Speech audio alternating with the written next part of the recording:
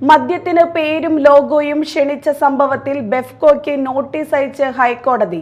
Chief justice അടക്കമുള്ള 2 അംഗ bench ഹർജിയിൽ വിശദീകരണം ബോധിപ്പിക്കാൻ സർക്കാരിനോടും ആവശ്യപ്പെട്ടിട്ടുണ്ട്.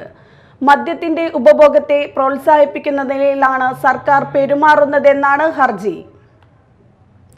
സർക്കാർ സ്ഥാപനമായ മലബാർ ഡിസ്റ്റിലറീസ് ലിമിറ്റഡ് പുതിയതായി പുറത്തിറക്കുന്ന മദ്യത്തിന് പേരും ലോഗോയും നിർദ്ദേശിക്കുന്നവർക്ക് 10,000 രൂപ പ്രതിഫലം നൽകുന്നതായി കാണിച്ച് MD മലബാർ ഡിസ്റ്റിലറീസ് പത്രക്കുറിപ്പ് പുറത്തിറക്കിയത് വലിയ വിമർശനങ്ങൾക്ക് ഇടയാക്കിയിരുന്നു.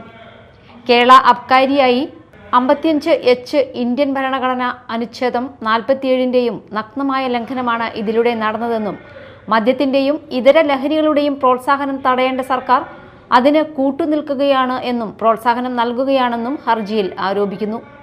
സർക്കാർ നിയന്ത്രണത്തിലുള്ള കമ്പനി ഇത്തരത്തിൽ പൊതുജനങ്ങളോട് മദ്യത്തിന് പേരും ലോഗോയും നിർദ്ദേശിക്കാൻ ആവശ്യപ്പെട്ടതിലൂടെ മദ്യത്തിന്റെ ഉപഭോഗത്തെ പ്രോത്സാഹിപ്പിക്കുന്ന നിലയിലാണ് സർക്കാർ പെരുമാറുന്നതെന്നും ഇത് സംബന്ധിച്ച വിവിധ ചട്ടങ്ങളുടെയും നിയമങ്ങളുടെയും ലംഘനം നടന്നതായും ഹർജിക്കാരൻ പറയുന്നു.